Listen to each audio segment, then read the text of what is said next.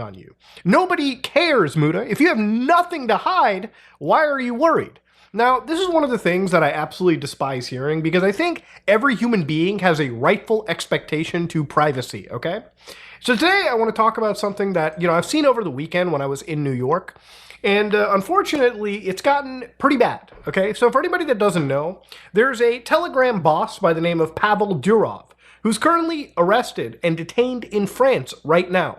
Because apparently the tool that he was basically selling around the world, or, the service that he was operating, Telegram, was accused of basically facilitating some really illegal stuff. Now, before we go into it, I want to just cross this entire video with as much tact and as much nuance as I can put into it, because I really pride myself when I'm covering these things on my channel for, right? Like, at least we're looking at these things from a, nuanced perspective, not something from anger or being particularly on one side. Now, in the past, I've made several videos where I've talked about, Linux, for instance, right? And a lot of people say, Muda, nobody cares about Linux. Nobody cares about the Penguin, okay? I'm going to keep using Windows. My option of using Linux is to, A, promote it because I am a Linux user, and I think promoting it and teaching people how to use Linux, like in a video in a past I made not too long ago where I actually have a Linux guide for beginners. It's designed so that people who want to cut the cord from the largest operating system in the world have an option for doing so. I'm not saying Linux is perfect. It absolutely isn't. But if you don't have any competition in the space, then you are forced to stay in stagnation. So I am at least there to provide an alternative option for people who don't want to be beholden to Microsoft's software running on the hardware that they purchase from a store or they build on their own. Now, when it comes to other things that I've covered in the past that are unsavory, the deep web browsing series. Heck, I do cover deep web stuff too. A month ago, I made a video browsing the deep web again. Usually, I'll amalgamate a bunch of websites and go across. But this isn't about the deep web exploration. It's about the deep web itself. Now, I've always said the deep web, the Tor relay, is a piece of technology. And it's a piece of technology that allows people to host websites and distribute information without fear of being taken down, without fear of the government spying on them, without fear of their anonymity being hijacked away from them. Now, with that, power comes a lot of good people and a lot of bad people. And I've spent over 200, I want to say 40 episodes at this point on the deep web, where I literally have seen, I want to say 80% of websites that are goofy and funny. And yeah, there's 20% of websites that are bad. There are bad people distributing illegal material, weapons, unsavory things that you probably don't want to read on the internet, but they exist there because of things like freedom of speech, and they should. These are things where obviously, as long as, and again, I don't condone any of the illegal material whatsoever. I don't think anything that's breaking the law is okay. I'm just saying that on a platform like the deep web, there's going to be people that use it for good reasons, like journalists, people who want privacy, and there's going to be criminals who abuse it and whatnot. Should that mean we get rid of technology that gives us privacy? Absolutely not.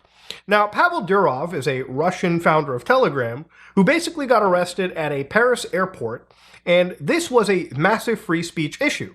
So they were detained when they were being investigated for accusations of fraud, drug trafficking, organized crime, terrorism promotion, and of course, cyberbullying on the messaging platform as well. So obviously, Telegram had a fair amount of things to say. So Telegram said they abide by European Union laws, including the Digital Services Act, and its moderation is within the industry standards and, of course, constantly improving. So they said their CEO has actually nothing to hide and whatnot. And it's absurd to claim that a platform or its owners are responsible for abuse of that platform. So this is where it is a double-edged sword. Obviously, if Telegram was operating without any form of moderation whatsoever or prevention of illegal material being removed, then we would have an issue. But according to Telegram itself, and I can, somewhat verify this because I know that these platforms do their utmost best, they constantly stop things like child abuse. So literally every day you can follow the @StopCA, which is Telegram's child abuse update, Telegram room, and they'll tell you 2,119 groups and channels related to child abuse banned on August 26th. This month alone, 45,434 channels. So obviously that sounds like a lot of channels being removed. And to give you an idea, illegal material, unfortunately relating to children, is very much alive everywhere. So it's not just Telegram. It can be somewhere on Twitter. It can be on Facebook. It can be literally even on Roblox, for crying out loud.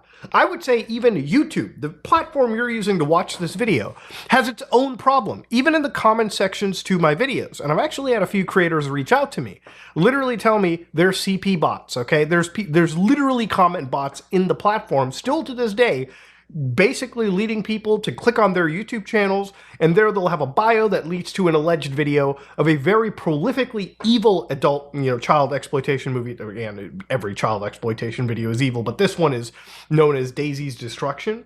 Now, obviously, I can't verify this because I've never seen the original video, nor do I want to. And also, I've never really went down the rabbit hole of confirming if this video was real. It probably could be. Probably might not be, but it would involve me downloading an illegal video file onto my computer and being, privy to a crime, actually, storing and transmitting illegal content. Now, obviously, plenty of platforms do their best. Google, for instance, has their own YouTube CSAI, which is a special content ID tool that they use on YouTube and distribute for free, by the way. Anybody can use it, that basically assists in detecting illegal material and getting rid of it as soon as it gets uploaded. Microsoft has something known as PhotoDNA, which helps stops the spread of any of this kind of material. And the way that it works is basically it captures fingerprints or hashes within a piece of video or a photo, hashes that law enforcement agencies and agencies that are specifically designed to tackle this disgusting stuff. They hash out the images of these children, for instance. And these hashes then get sent to a massive database, the NCMEC. And of course, Microsoft, Google, every company involved in this shares these hashes. And these hashes are not images of these children. They're just like, computerized visualizations, right? Like computer fingerprints. And if that hash ever gets matched into a photograph, for instance, then there's a reasonable expectation that you've owned a piece of illegal material. And that's how companies like Microsoft, Twitter, Facebook, a lot of these companies spend to fight back against illegal stuff like this. So again, I'm just saying this to give you an idea of how this technology works. I'm trying to demystify this because it feels like a lot of people still don't understand how companies as large as YouTube, as large as Google, Facebook, Microsoft, X are fighting against such a disgusting trend. Unfortunately, it's gotten worse as the internet evolves. So the way that Telegram works is it's a privacy-focused application. If you go to Telegram right now, they'll tell you that it is a private, new era of messaging where the idea is your messages are encrypted from end to end. So the way that it works is, unlike other platforms like WhatsApp, and I'm assuming iMessage, Telegram is a cloud-based messenger with seamless sync. As a result, you can access your messages, several devices, including tablets and whatnot, up to 2 gigs each. Telegram has a multi-data center infrastructure and encryption, and it's faster, way more secure. On top of that, private messaging is free and will stay free. So the way that all of this works is your, conversation from one device to another device is meant to be encrypted, meaning that obviously, no government or really any spy can break in and see what you're saying between each other. Now, it's because of this that obviously people use Telegram to preserve their privacy, like journalists in an oppressive regime, or unfortunately, 2 disgusting people sharing illegal child material with each other. Now, Telegram is unfortunately used a lot by shady people. I'll give you a quick, lighthearted example. When it comes to cryptocurrency scams, nearly every scam that I have ever investigated or busted always had a Telegram channel attached to it. Hell, the Boogie 2988 Fatty token was literally discussed and still is discussed underneath Telegram's, server. So again, these are the platforms that are used, unfortunately, by criminals, by scammers, by people who abuse those privacy features for their own disgusting gain. That doesn't mean that there isn't a lot of people that use this software for actual legitimate reasons. So yes, Telegram is a privacy-focused service that unfortunately criminals, people have co-opted. Now, this is unfortunately on the heel of the government implementing some new things that I think you should really be scared of. See, anytime children are brought into this kind of stuff, I care about kids. I think everyone cares about kids. I think if you ever come across somebody that says, I really, really care about fighting for children, there's probably some weird ulterior motive to it. And nothing is truer when a politician starts talking about this kind of stuff. So while Durov's detention is based more around his involvement with the alleged, distribution of this kind of stuff, I wanted to bring up some other things that are going on in the EU. So Telegram's, actual competitor, Signal, an actual, messaging client that I use on a day-to-day basis to talk to my friends, my loved ones, people around me, actually ended up dropping something back in June of this year, where they said under the new branding, same scanning, upload moderation undermines end-to-end encryption. So what they've basically said, Signal, is end-to-end encryption is a technology we have to enable privacy in an age of unprecedented state and corporate surveillance. And the dangerous desire to undermine it never seems to die. For decades, experts have been clear. There is no way to both preserve the integrity of end-to-end encryption and expose encrypted content to surveillance. You can't have one or the other. You can't give people complete privacy and also give the government a backdoor to access people's private information. Then it's not fucking private anymore. The way end-to-end works is one end encrypts, the other end decrypts. If you gave the government a key, then it's not end-to-end. That means there is a third end that can open the fucking lock and peek through every message imaginable. Now, again, like I said in the beginning, there's probably people who are like, if you have nothing to hide, why worry about it? It's not about having something to hide. It's about having a basic right, a basic human right to privacy. Nobody should ever be okay with any government agency, any corporate entity peeking into your house beyond your front door. Anytime, you find a big CEO that puts tape over their fucking, MacBook webcam, or you find somebody that disconnects from a hardware level their microphone. This microphone doesn't work unless I'm recording a video. I just actually unplug it completely. Why? Because I'm not going to have a tap exposed for no reason. And same with devices that I own. If I can hardware shut off something, I just do it. There's never 100% a clean way away from surveillance. You're always getting watched by Big Brother in some way. But I believe the more you can limit it, the better. So what they said in November, the EU Parliament lit a beacon for tech policy when it voted to exclude end-to-end encryption from mass surveillance orders in a chat control legislation. The move responded to long-standing expert consensus and a global coalition of hundreds of preeminent computer security experts who patiently weighed in to explain the serious dangers of the approaches on the table. Approaches that aimed to subject everyone's private communication to mass scanning against a government-curated database or AI model of acceptable speech and content. So at this moment in time, the government wants to, or at least plans, that there is some sort of artificial intelligence, some AI, chat GPT like service that the government can use to basically peek through a mass volume of information to look for keywords or acceptable speech. Now, what is acceptable speech? That's really up to the government to decide. And when it comes to governments and politics, these are very fluid things, In reality, the government could say, well, we're just focusing on people that are, child predators, and that's noble. Everyone can agree on that. But what if that focus ends up shifting to political dissidents? People who are not on your political party. Maybe somebody that might be verging on extremism, but still operating within their right to free speech. When does the spying, when does the surveillance stop, right? When does that happen? This is when we get into things like rhetorical bullshit, okay? So what happens was they come up with something different. They came up with client-side scanning, and they've rebranded it to something known as upload moderation. So some are claiming upload moderation does not undermine encryption because it happens before your device or video is encrypted, and that is untrue. Rhetorical games are cute in marketing or tabloid reporting, but they are dangerous and naive when applied to such a serious topic with such high stakes. So according to Signal, let's be very clear again. Mandating mass scanning of private communications fundamentally undermines encryption, full stop.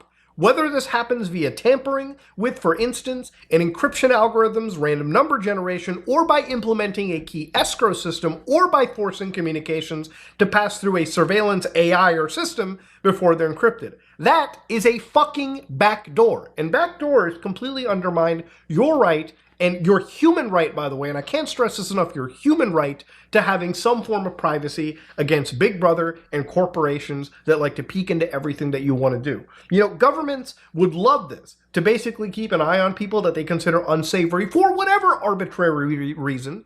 Corporations would love to look through your messages to find out how exactly to advertise to you and whatnot. And it feels like day by day, we keep inching towards, I mean, we're already kind of there where people are just kind of numb to the idea of taking their privacy, at all. You can control how much the government spies on you. It's up to you to take a bit of initiative and fight for your very basic rights. Now, at the same time, what's kind of insane about this is like 4 months ago, there was even a leak where the EU interior ministers wanted to exempt themselves from this bulk scanning of private messages. So read this for a minute, okay?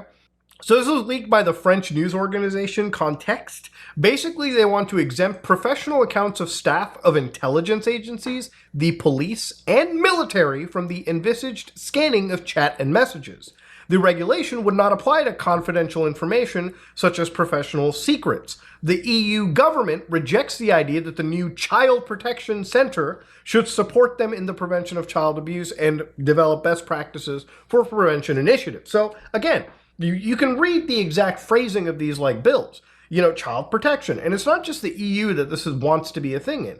Obviously, the US government, the Canadians, any world government that has an interest in monitoring their people, in surveillancing, in watching what people do, they're interested in using this as a smokescreen to be able to spy on every single thing that you do. So yeah, obviously, look, before you say, Buddha, shouldn't some government things be a secret in case hackers get access to them and see what the government is doing? Obviously, that's important.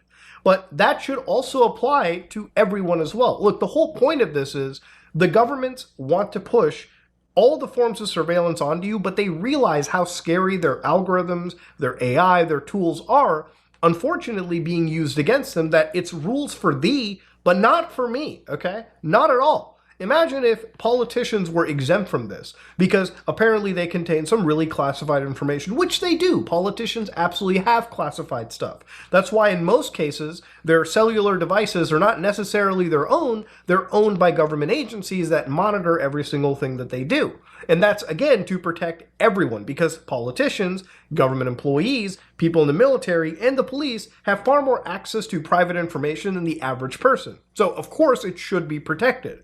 But when it comes to things like this, spying on the average person, you can clearly see the government doesn't want it to be spied on. It's okay for politicians and like people in the government to get away with saying whatever they want and interacting in a private world, but it's not okay for the average person to be interacting like this whatsoever. And what governments are doing is they're basically using children as a smokescreen to take away your basic